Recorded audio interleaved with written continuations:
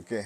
Samanta Chakavalisu Atra Gachantu Devata Sadama Muni Rajasa Sunantu Sagamo Kadam Dama Savana Karo Yambadanda Dama Savana Karo Yambadanda Dama Savana Karo Yambadanda. You say sad, sad, sad, sad. Okay, this means inviting invisible beings, all God, devas, to come amongst us and listen.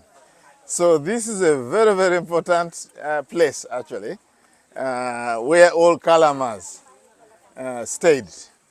Kalamas, and in this place where they come from, Kalamas were very lucky, like us. They had so many teachers. I think American people are descendants of Karama. You have so many teachers, from Suzuki to Trungpa Rinpoche, to this and that and this and that. So many teachers. Another country which I feel is lucky is Singapore. Many teachers. Sometimes when I go to teach in Singapore, I ask myself, what can I teach something new to them? I found out something new that I can teach to people so many. For people who have listened a lot to the Dhamma, I found out that it's very difficult to find something new, but I found out something new, is to connect one Dhamma to this Dhamma, to this Dhamma. So what I do is more of a connecting one Dhamma to another Dhamma. They have not done that connection. To some extent, we don't know the connection, but we can, even if we know the connection, but we can connect it in African, with African flavor. I told you that flavor is called chocolate. So I can connect it that way and say, this is new. I've never heard it. Okay, so I am also a descendant of Kalama because I had a lot of doubts in the Dhamma until I quenched it through meditation. So I'm going to give a few things in the Kalama Sutta, but I'd like to first continue with our distinction of Kusala and Akusala. I want to give a new, the first distinction, motivation principle. Then I gave you also consequential principle, but the result of what you're doing. Now there's one we call authority principle. The Pali word is called adipati. Adipati is dominance. So there are three kinds of dominance. They are not mentioned straight from the discourse, but actually Buddha in the discourse mentioned one about to be censured by the wise. If something like the wise people can tell you, oh, that's not good, then it's not good. And if they say good, so it's bad, also you know that. In Pali we call it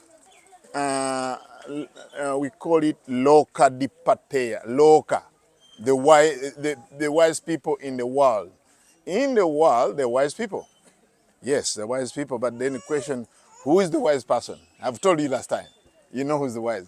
So now, this is even enchanted in one discourse in Metta Sutta, those who know Metta Sutta, which say that one should not do any slight thing which the wise people can censure. You know Metta Sutta? Karaniya mataksalena yantam santam padama bisamecha sako ujucha sujucha suwachocha sam anatimani santu sakocha subarocha apachichocha salaukavuti santindi yochina pakocha apagabo kulesu ananugido na chakudam sama chale kinchi yena vinyu is the wise. Yeah, the wise people will censure what you have said. So even in the discourse, in Kalama Sutta, they are saying, they are being asked about what you do, whether it will be censured by the wise who are going to blame you or praise you. Yeah, so now we would like to get the context about these three authorities. They are found in Anguttara Nikaya. You can refer to them. The first one is called Atadipateya. Atta means self. In other self voice, inner voice, which is saying you are not doing right. I have so many novice monks, 75 of them, They have a tendency to be loud. And then when I'm not around, they're loud. But as soon as they see that I'm around, all of a sudden they stop without me telling them. So they know that they're doing something wrong. I don't even open my mouth. All of a sudden, everybody is quiet. Another one, when I donated a borehole, a drill is called a water spring. And then our neighbor, the child of our neighbor, was just pumping it. Pook, pook, pook, really, it was going to get mechanical defaults, because it was banging like this. As soon as he saw me, he started gently banging. But also, for me, that's also, I have a problem with that, because this girl gets water only 5 meters from the home. But if this borehole breaks down, he has to walk 2 hours. But why is he doing this? So I've seen it again and again. I think the English word is called conscious. Conscious? Yeah, conscious. Conscious. So everybody has this one. Everybody has this. Even small children, they know what is right. We have all of us something inbuilt in us which tells us to make that distinction. All right? So that's what we call atta dipateya.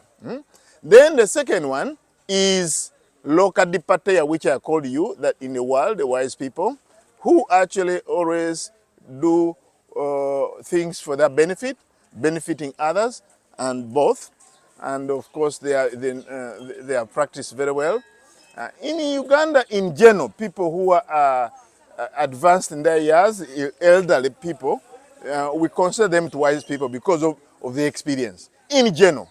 But to be more specific, not all. It doesn't mean that all people who are like senior, they are very wise.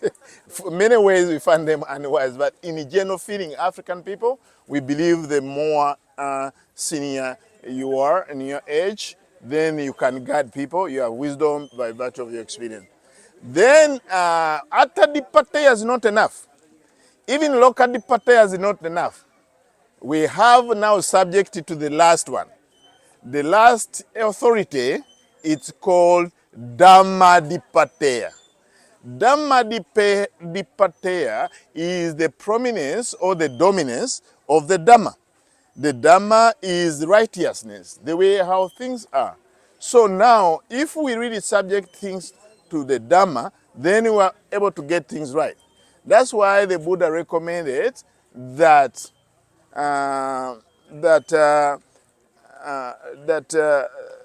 this is what we call it Buddhist political philosophy. You know, we are in a place where the First Republic started. We know where the rulers ruled the countries. So Buddha didn't recommend democracy. Because democracy, it is based on majority. But for majority, not necessarily the right. Yeah, what is right is more of consensus, is much better. Then also he didn't recommend what we call Republican. Yes, he said that that's also not the best way to go. Now, what's the best way to go? He's not, even in monarchy, he didn't recommend, according to Buddhist political philosophy. What did he recommend? The Buddha gave a good discourse, it's called Dasaraja Dhamma, Sutta, teachings, principles. That means the king should rule their countries based on the Dhamma. The Dhamma is the way how we should rule countries, not based on democracy, not based on republican, not based on even monarchy. It's a Dhamma is the best way, is the yardstick for any ruler to rule by the Dhamma. This is appear in many places, even before he became a Buddha to be. So now, on one conference, somebody said it's called democracy. Democracy. Not democracy. Democracy. That's the best. Now, in our life, we have to see the Dhamma. And the Buddha said that when you see the Dhamma, you see the Buddha. When you see the Buddha, you see the Dhamma. So that's one thing that you should add on your list. The third way of finding out whether it's skillful or unskillful. The last one is, of course, it's not in this order. It's called universalization principle. Universal, it comes from universalization principle. The universal principle, we can even see an insect. If an insect walks like this, and you put a stick, where is it? I saw it run. It was walking here. It was walking here. If you put a stick here, it goes the other way around. So the universalization principle is that all human beings want to be happy. All human beings, they don't want to suffer. That's the common denominator. This is the common denominator. All sentient beings want to be happy. They don't want to suffer. So who wakes up in one day, in your life, and you wake up one day, as soon as you wake up, may I suffer today? Do you do that? As a pity, you wake up in the bed and say, oh, may I have some suffering? I don't think there's a human being here. So this is called universalization principle. So you have 4 ways of determining this. So let's go now to how the sutta began, Karama Sutta. Karama, these all people here in this place are called Karamas. Karama. And I don't know, by virtue of the location of the place, many teachers used to come through. Many teachers come through, and with different philosophies. In ancient India, before the Buddha, 16th century BC, they had 62 views. Can you imagine? 62 views. You can say 62 religions. you might as well say. Because each of them was dead clear that it is the truth. So they would come, but whenever they came, they were just telling the other one. They said, this is it. This is the truth. Forget about if the other teacher comes, is wrong. It looks like politics. In Uganda, politicians, always they say, you see, the last president did it wrong. They tear always the past person. They tear down, I'm the right. I don't know about USA, but anyway, I'm talking about Uganda. They tear into pieces. You see this doing wrong. They don't talk about what wrong they're doing. They always tear others. So now, these people were fed up. I don't know how far they had gone on a scale of 62. Maybe they were about 60, I don't know. Now, Buddha, they didn't tell us what scale was that, but you know that there were so many. The Buddha appeared. Here we go. They've heard about Gautama. He's a teacher also. And then as soon as he appeared here, the Karama people say, you've come to teach us. You've come to expand your teaching. Have you come to convert us? Have you come to tell us that your teaching is the best and other teachers are wrong? And then the Buddha said, no, I have not come here to convert you or to tear down the doctrine of others.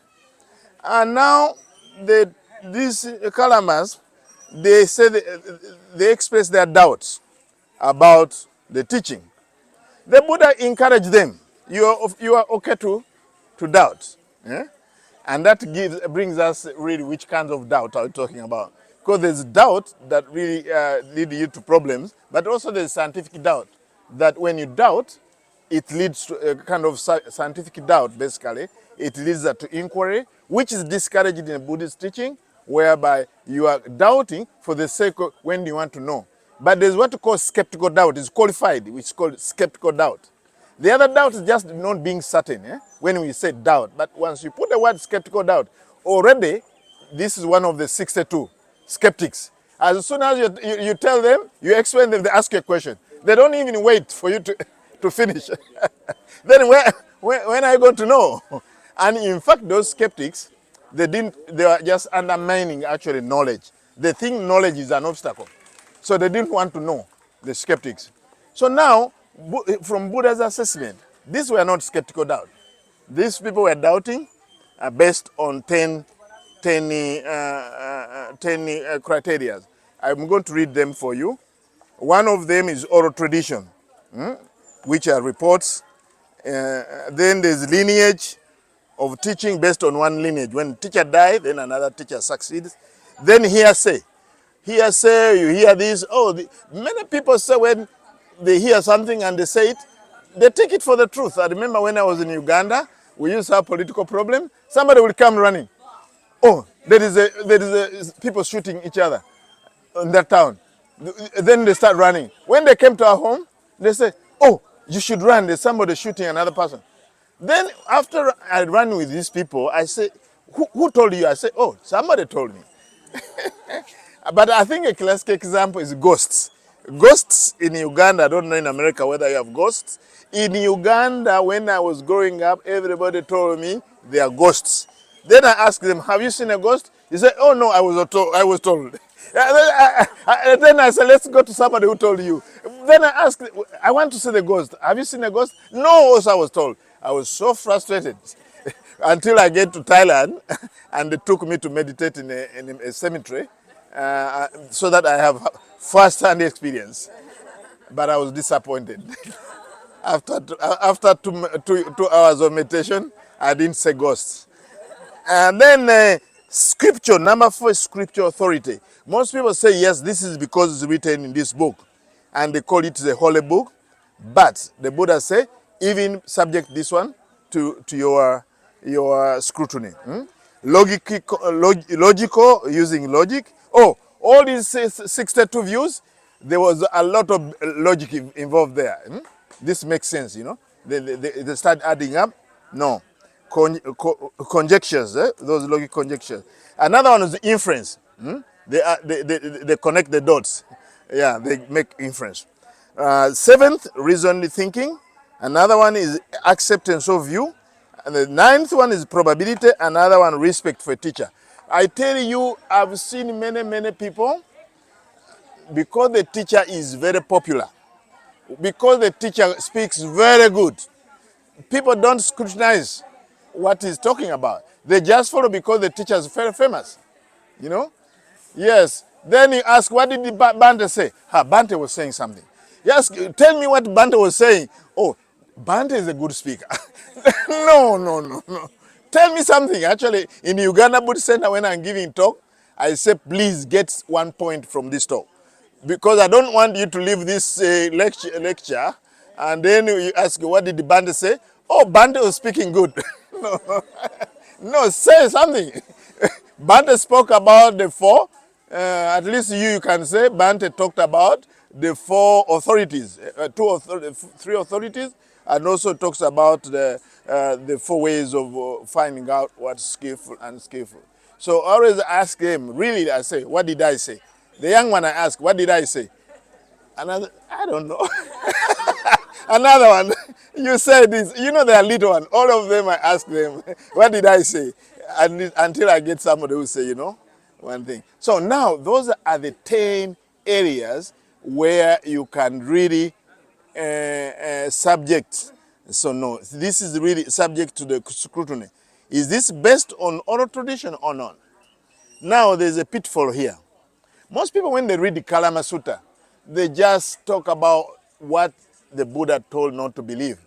But the Buddha told us what to believe. But most of the time, people stop at what the Buddha told us not to believe. So the net effect, we see people say, no, I don't believe in the scriptures. No, the Buddha was requesting you to doubt even what's in the scriptures and find your way out. The net effect also, I found out people are called free thinkers. Have you met people who call themselves free thinkers? There's only one person who can be a free thinker. That category of people who have attained arahantship. But as long as you're not attaining arahantship, you are far from being free. At least your thinking is motivated by greed, hatred, delusion, and fear. Or even the opposite, you know. So most people, I went to give a talk to them. In Kampala we have them, they call them free thinkers. But after talking to them and exchange views, they are far from free. Now here the Buddha is giving us a charter of free inquiry. That's what we really should do. The discourse continues on, the Buddha trying to tell them, going through what we have talked about motivation principle. He talks about, what do you think karma? If somebody kills somebody, basically the 5 principles, I mean 5 precepts. If somebody breaks them, is it for the good of oneself, good of others, or good for both? Oh, no, Venerable Sir. Somebody breaks the 5 precepts, killing, stealing, is for the suffering of oneself, others, and both. Buddha kept on going into the 3 unwholesome states of mind. If somebody has a lot of greed, is it for their benefit or the benefit of others or both? Oh, of course, Venerable Sir, it's for the suffering. So he went one by one. One for the greed, for the hatred, and for delusion. Then he talks about the opposite of that. I'm not going to sound sutta-like. I'm just summarizing it. He went through the opposite of that. The roots of evil is called kusala. One is kusala, mulla. Mulla is a root. I'm on a root. It is a root. It's called mulla. So now the root of akusala, he went to that, and there's also the root of kusala. Already you know what's the distinction. So now, the discourse really went even the 4 Brahma Viharas. The Buddha threw in the 4 Brahma Viharas, the metta, loving kindness, mudita, and equanimity. You remember E equals M squared C? He went through that. He said that a disciple of the Buddha who actually has practiced loving kindness and radiate loving kindness to the east, all right, in the first direction, east, then second, third, fourth, radiating loving kindness, above, below, all around, in the entire cosmos. This person who radiates the 4 Brahma Viharas is doing it for the good of oneself, others, and both. And somebody with such a mind, the Buddha said that they have what we call the 4 assurances. The 4 assurances, this is whether you believe in afterlife and the results of your action. You see, when you read this in the suttas, don't take it for granted.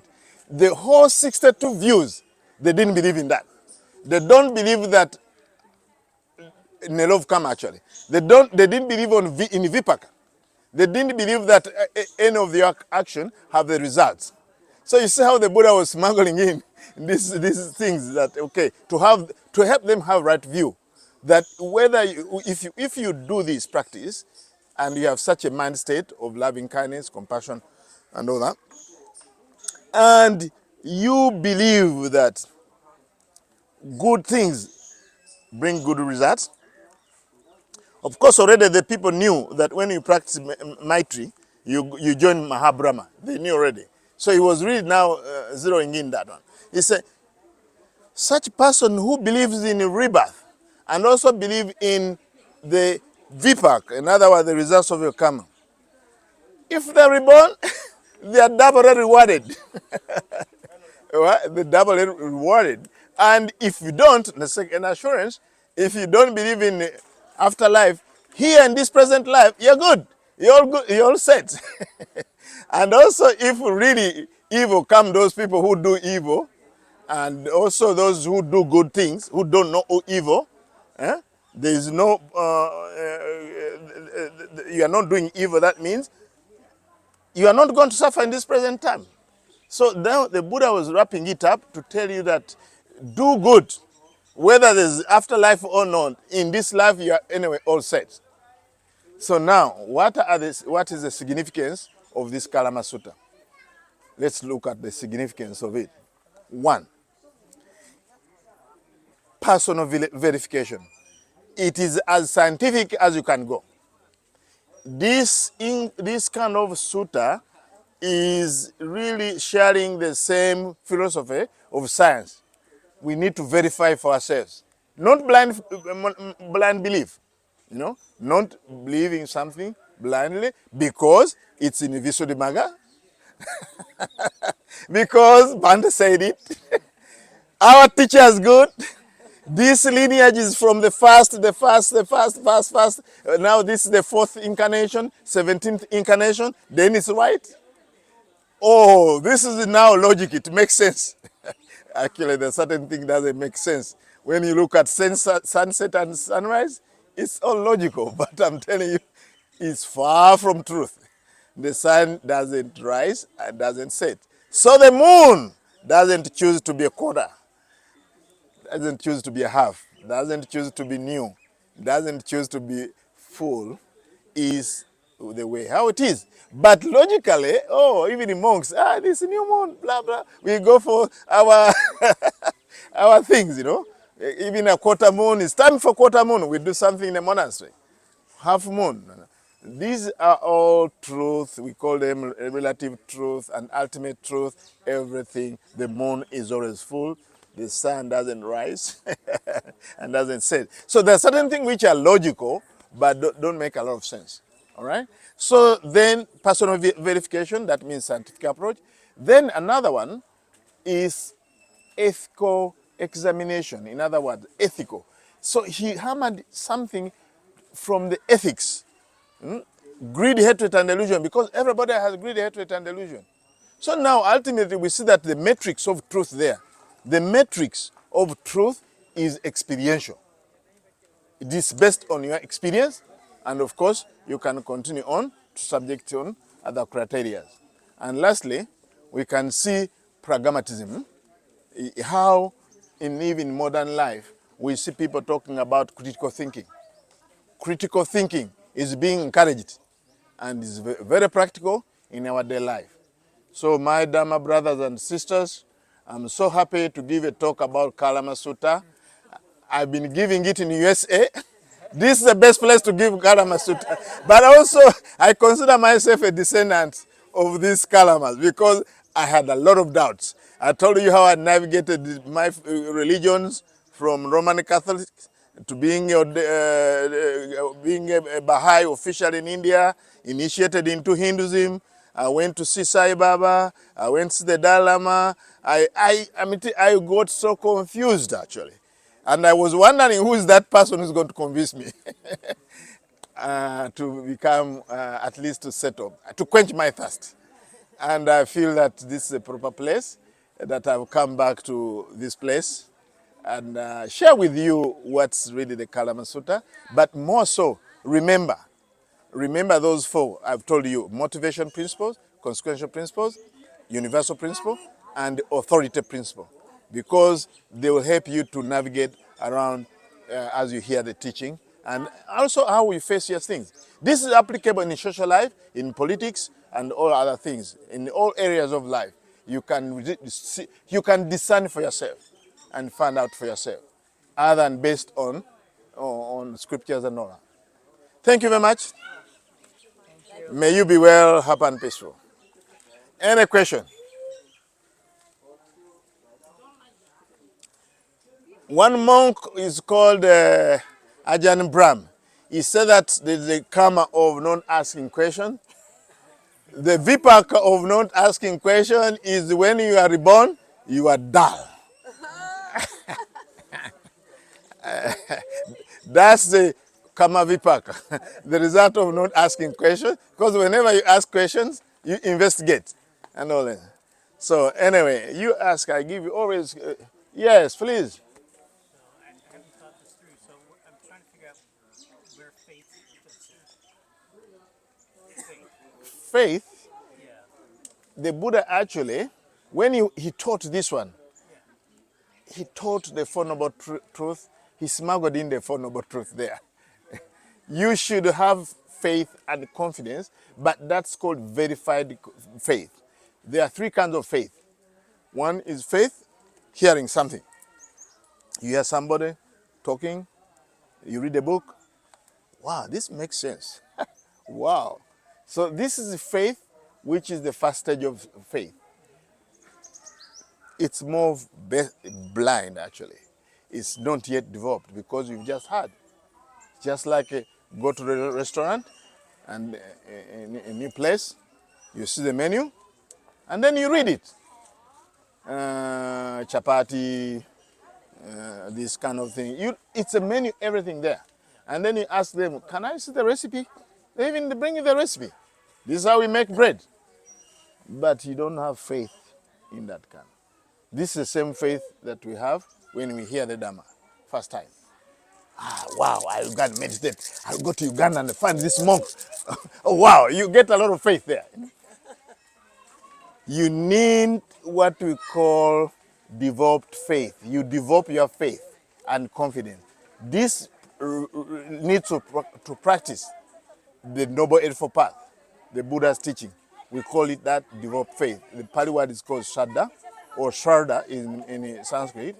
Yes. So when we have that faith, which is developed, it really overcomes the opposite of that. What is the opposite of doubt? I mean, faith is doubt. So when just reading the teaching of the Buddha and listen to good discourse doesn't really unhook you from doubt. One moment you have doubt. But once you have developed faith, that means you can even practice the hindrance. When the hindrance of doubt comes, you can be aware of it. Doubt is a little bit sneaky because you don't believe in anything, you don't practice anything. You don't practice anything, you don't believe in anything. So it got vicious circle, you know. So, but when you practice, you can break that circle. At least you start practicing, and then you develop it. And then the third kind of faith that is called unshakable faith. Unshakable faith. It comes in the first level of enlightenment, which is called Sotapanna. Sotapanna. Sota means ear. Physical ear is called Sota, but also metaphorically, it means a stream when you go into the stream. But okay, the third meaning is actually the Noble Eightfold Path. Once you practice the Noble Eightfold Path and realize it, then this is for the first time you have unshakable faith in the Buddha, Dhamma, and Sangha, and also the 5 precepts. So now, in this discourse, what the Buddha was telling them is to have faith and confidence. As I told you, this is the matrix of the truth. In experientially, experience it. So this is what I'm telling you, Greg. Go to the restaurant, ask the menu, eat the food. Sit down and eat the food. Don't recite the menu. Eat it. And then also wait for 2 hours to digest it. Then you'll have faith. So the Buddha also, that's why he has 3 kinds of wisdom. One is the one which is theoretical. Another one is practice. Another one, realization. So once you go in a restaurant, you do all the 3. Theoretically, you read the menu, you order this one, the food, they bring the pizza, you eat it, 2 hours, it's part of the blood, you can tell me about pizza. Before that, don't tell me. It might come back. Are we clear? The entire discourse is really telling you to have faith and confidence in your experience, and based on those things I've told you about the motivation principle, whether it has generosity, loving kindness, and wisdom, and also whether that was motivation, and also where it leads to. Does it lead to nibbana? Does it lead to happiness oneself? We should have faith and confidence in that because we are seeing it for ourselves. Then about the 3 authorities. Atadipateya, which is self-authority, and then Lokadipateya, which means the wise people in the world, and then Dhammadipateya, the love of righteousness, the truth, the way how things are. You can see for yourself and have faith and confidence based on, I was told like this. I was told that you have to meditate in the morning. I was told you have to do this. This is hearsay. Is it clear? Yes. So Yeah, I get it. Yeah, that's where we should have faith and confidence. Yeah. In this one. Because it's based on our practice. Actually, by the way, talking about faith. Faith, again, I'm going back to the package. When we talk about faith in Buddhism, so faith is a basis and support for the practice of energy, for the practice of mindfulness, for the practice of concentration, the practice of wisdom. So faith is based on energy, based on concentration, based on mindfulness, based on wisdom. Then we can talk. Now we can start talking about Buddhist faith. Before that, if you pick faith, cherry picking, get it from the rest, then you are talking about something else, non-Buddhist faith. And many people have faith. I have faith under the tree. I have faith in the air condition. You can have faith in anything you want, but really when you look at this discourse, really the Buddha was telling us to practice wisdom of discernment. He's talking us to be mindful. He's talking about to be ethical. He's talking about all this kind of thing. So that's where faith comes from. Thank you, Greg, for a good question. Yes. But timekeeper. Oh, darn. No, you can ask in the cushion. Kushinaga. You can ask in Kushinaga. You are the boss. I'd rather take the time here. Yeah. We're still another 3 hours on the road, so we might not have a gathering tonight. I think people will be tired. Fair enough. Okay. Okay. Quickly, Shoot. the faculty of faith is different from the power of faith. So that's What do you mean by power of faith and faculty? There's the faculty of faith. You are talking about spiritual faculties. Yes. Yes? Okay. And then the power. Bala. If you fine. hold that faith, it becomes very powerful. So it's the power of faith. Is that the same? The power of faith, is that the same as the confidence and faith in the triple gem? Is that I know it's a strong faith, but is it having confirmed avecha pasada? Avecha pasada is that confirmed confidence Yeah. in the triple gem. Is that the same? Yes, we are talking about faith. When you look about those two things, the spiritual, when it's a faculty Yes.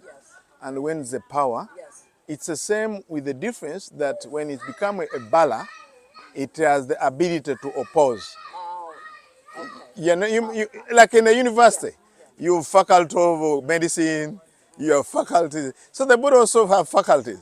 There's faculty of energy, the people have more energy. But to be a bala, which is the same list, it's the same list. Same list. But to qualify it to be a power, it must oppose the opposite, not simply faculty. It should oppose the opposite. What's the opposite of faith? No faith. No, doubt. Doubt. Oh, doubt. Okay, all right, doubt. Doubt. What's the opposite of energy is sleepiness and loss and torpor. Yeah, so if that energy can actually overcome the sloth and torpor, initial energy, sustaining energy, and non-stop energy. So as long as it is opposing the opposite, then it becomes a power. Yeah, it's the same name, but I mean the list is different. Faculty and power, but the list is the same, but yes. So long as it drowns the opposite, completely drowns it. Yeah, and the only way you can drown it, you can drown that if you have practiced it. Yes, without practice, you just have faith. But if you really actually go to develop faith, that means it's a notch above normal faith and confidence. Still, this one is faith and confidence when it is an Indriya. Indriya, yeah, it's an Indriya. Yeah. So then the other is a Bara, you know. Yeah. So then you know that it has a role to play. Yeah, in terms of its functions, it has a big role to play. Otherwise, it's just faith and confidence too. We see this in the third jhana actually. Pasadi. So we have it in the third jhana where you have faith and confidence, I think. Yeah, in the third jhana Buddha talked about. That's developed. But it's not yet unshakable. The other one, because unshakable is a supermundane. Once you go to the supermundane path, your faith in the Buddha Dhamma is unshakable. In other words, you never have any doubt at all. You erase it in your mind, completely. But you may have a power, it's drowning the doubt, but still sometime if somebody come and just expound Sufi and all that, you say, maybe I go to Sufi dance. A little bit that. Okay, thank you very much. Another question? I saw somebody, yeah. I'm inspired by your words and the whole notion of the Kama Sutra about faith and motivation. There are moments for me, and I think probably I'm not alone, when I know, but I'm stuck. Do you have advice for how to jumpstart, restart? I need one of your letters, Avis or MasterCard and acronyms. I need yes. Do you have an words of encouragement? You're looking at me like I'm crazy, Bhante. No, no, I'm looking at you knowing that I was in the same club. Okay. I used to be in the same club. Really, actually, the Buddha said that we should have spiritual friendship. We should have a teacher. Yeah, if you're alone and you're stuck, then you're stuck. So that's why when we did the retreats and people practice and they have a teacher, they tell you, you tell your teacher, I'm stuck here. They tell you, we are going to be stuck again and again until we attain the enlightenment. In one way or the other, we are always going to be stuck with the Dharma. I get stuck, I just have a hotline with my teacher. I don't call him, I just send him a message. Bhante Buddharakkhita I send. So even Bhikkhu Buddha, I send a message. We monks also, we have a spiritual friendship. Yeah, so don't sweat it alone. Yeah, for me, I email Bhante Body in New York. I said, Bhante, what's your view about this? Then he tell me, I compare with mine, and then I go from there. Bhante Gurunaratana is the same. Yeah, so also you should have a teacher you trust. You say that this doesn't make sense to me. Then they will help you to get stuck. Just like when you get stuck, you're driving a car, you get stuck in the mud, you need people to help you to pull out. Don't be on the steering wheel and putting pedal gas, thinking you got to jump out of, yeah. You are spending all my time, gas and all that. Spiritual path is also like that. It's unwinding and it's not a weekend project. It's the entire life. That's why we really need a spiritual teacher. We need the Sangha. So then you express it. A problem shared is half solved. Is it not the English said? Yeah, so that's why I was looking at you, and I was just looking at, welcome to the club. Not that I look at you when you're confused. I just, my Dharma sister. Thank you very much. You have a safe journey.